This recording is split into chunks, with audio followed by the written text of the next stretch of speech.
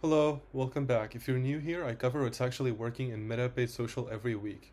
Real strategy, no theory for the sake of it. Today's video pulls together everything I've been learning from conversations and research close to Meta's own teams. The people working directly with the top 1% of advertisers on the platform, the brands spending the most, scaling the fastest, and consistently performing other brands. And what keeps coming up in those conversations is a very clear picture of how the algorithm has changed, what that means for creative strategy, and what the best brands are doing differently.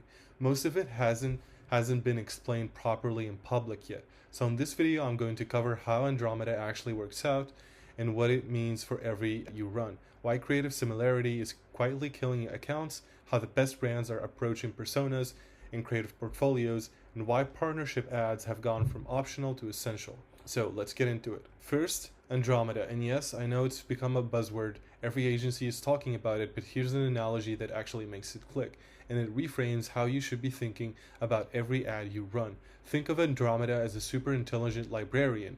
The old system looked at ads like book covers. You uploaded a file, Meta categorized it by format, and delivered it to audiences that matched certain parameters. Andromeda reads the book, it goes inside the creative, the sentiment, the emotion, the actual meaning of the message, and understands it at a content level, not a file level, not a format level, which means the algorithm now has a completely different understanding of what your ad is actually saying and who it's actually for.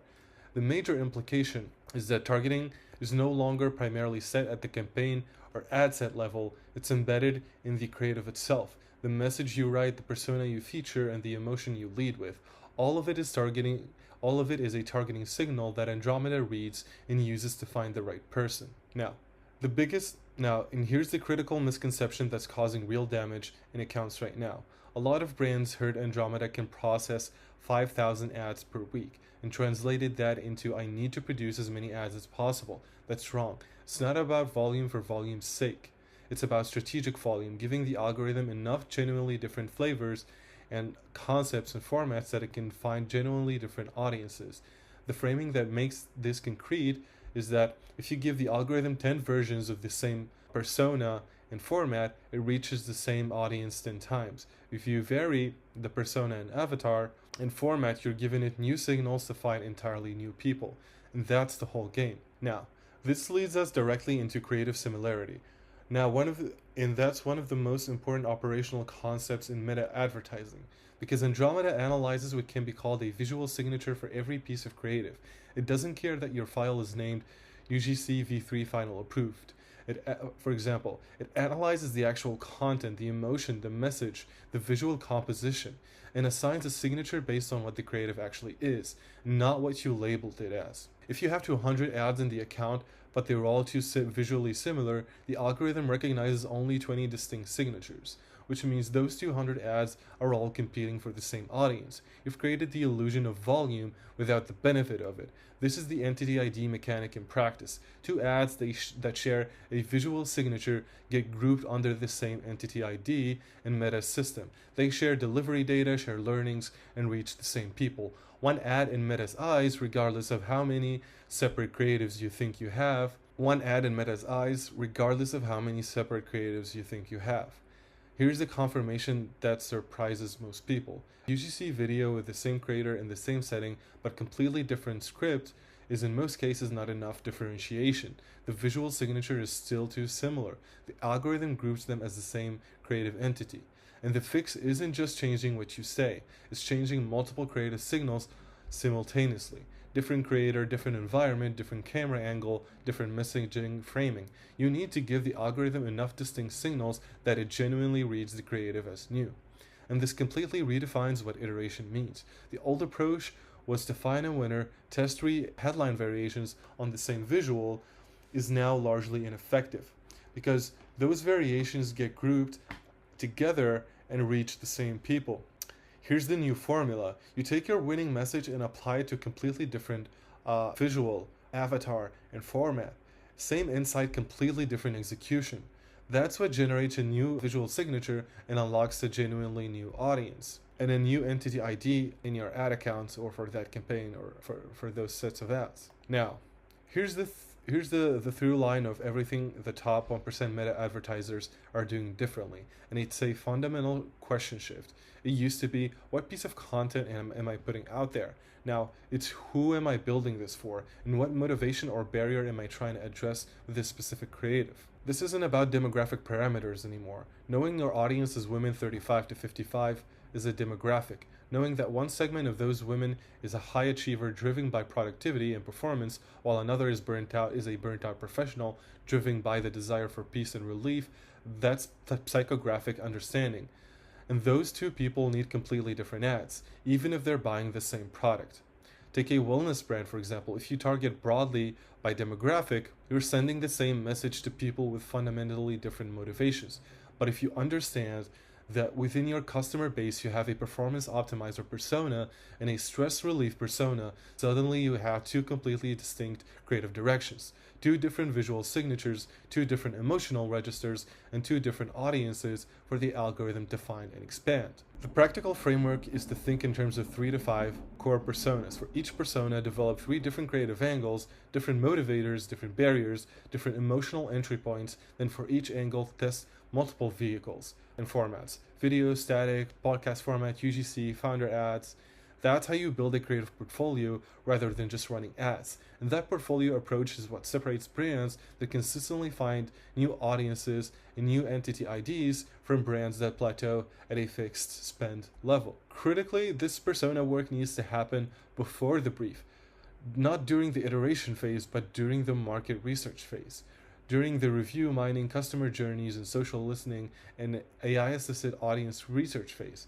And these aren't optional nice-to-haves anymore. They're the foundation that everything else is built on. And the brands doing this right aren't refreshing their persona understanding once a year. They're doing it quarterly because the market shifts and the algorithm rewards brands that shift with it. Now, quick but critical point on account structure. The way media buyers used to think about this, multiple campaigns, multiple ad sets, tightly defined audience segments, careful isolation of variables, is increasingly working against you. Overcomplicating account structure manually means you're restricting what the algorithm can do. You're boxing it in instead of feeding it and trusting it to find the destination. Radical simplification, fewer campaigns, fewer ad sets, broader structures allows the algorithm to use all those creative signals you've built in to actually find the right people across a much wider audience pool. And the role of the media buyer hasn't disappeared, but it's shifted. Your job is to no longer engineer the targeting layers. Your job is to provide rich, diverse, strategically built creative fuel, and then let the algorithm do what it's now genuinely better at than any human. Matching the right creative to the right person at the right moment. And the skill set this demands is understanding creative deeply enough to build genuine persona differentiation through the creative you're building, and understanding data well enough to read what the algorithm is telling you. And this is increasingly the most valuable combination in the whole creative strategy operation. Now, let's talk about partnership ads, because this came up repeatedly as the most tactically urgent shift happening right now. The data from inside the top performing accounts is that the best brands on Meta right now are allocating 30 to 50% of their total Meta budget to partnership ads, not experimenting with the side channel, but running them as a core, always-on strategy. And two reasons this works as well as it does right now is, first, authenticity. Creator native content feels genuinely different to users than brand content. It stops to scroll differently, earns the watch differently, and builds trust faster. That's not a new insight, but it matters more as everything else in the feed gets more saturated. Second, and this is the one most brands are missing, when you run an ad from a creator's handle rather than the brand's, you are importing an entirely different set of creative signals into the algorithm. You're bringing in that creator's community signals, their content style patterns, that audience's engagement history. You're feeding Andromeda a completely different entity ID, one that the brand's own account simply doesn't have access to, and that translates directly into incremental reach. New audiences the brand account was never going to find on its own by itself. Now here's the most common structural mistake. Brands isolate their partnership ads into their own campaign or asset, completely separate from their brand content. And that's wrong, because it defeats the purpose. of partnership ads because they need to be integrated into your core ad sets alongside your brand creative. That's how you maximize signal diversity and give the algorithm the full range of creative flavors to work with simultaneously. Separating them creates a silo that limits the incremental value that they could be generating. And for the brands that haven't started yet, the Meta Creator Marketplace is significantly more capable than most people use it for. You can filter by niche, by audience demographics, by content style, and now even by creators who are already following or mentioning your brand, which makes the alignment much more natural and the brief much easier. Start smaller than you think you need to, test with nano or micro creators, build the relationship and the process before you scale the investment. And the mindset shift that matters most is that this is not a campaign by campaign tactic. Partnership ads work best as an always on content layer, with consistent creator relationships where the creator understands your brand deeply enough to bring genuine authenticity and not just execute a brief. Again, the ideal minimum allocation is for partnership ads is 30 to 50% of your budget, and what some top brands are doing is that they're actually giving 50% of their budget to partnership ads. Now, where do AI tools fit in all of this? There's a saying that captures it well. Creative will be automated, creativity will never be. The Advantage Plus Creative Suite inside Meta, text generation, video editing, image to video conversion has matured enough that it's no longer just for early adopters. These tools are worth experimenting with and worth integrating into your production process. But the pitfall that's showing up in accounts is over-reliance. Handing the AI full native control without a human in the loop produces content that's technically going to meet format requirements but misses the emotional nuance of your persona's actual motivators. It can generate volume without generating meaning. And the strategic thinking behind this is that the persona understanding the inside extraction from customer language, the decision about which angle to test and why. That's still human work, and it's becoming the highest value human work in the operation as execution gets increasingly automated. Now, to summarize, use AI to accelerate production. Don't use it to replace the thinking that makes the production worth anything. So here's what ties all of this together. Meta's algorithm has fundamentally changed what the advantage on this platform looks like. It used to be a targeting sophistication, building the right audience boxes, isolating the right segments, engineering the right parameters, and that advantage has largely been automated away. Now the advantage is creative sophistication. Specifically, how deeply do you understand your personas at a psychological level? How genuinely diverse is your creative portfolio at a visual signature level? How consistently are you feeding the algorithm the variety of flavors it needs to find new audiences? And the brands that are consistently scaling, the ones that are doing the best work on the platform right now, stop thinking in terms of winning and losing individual ads. They're thinking in terms of creative portfolios.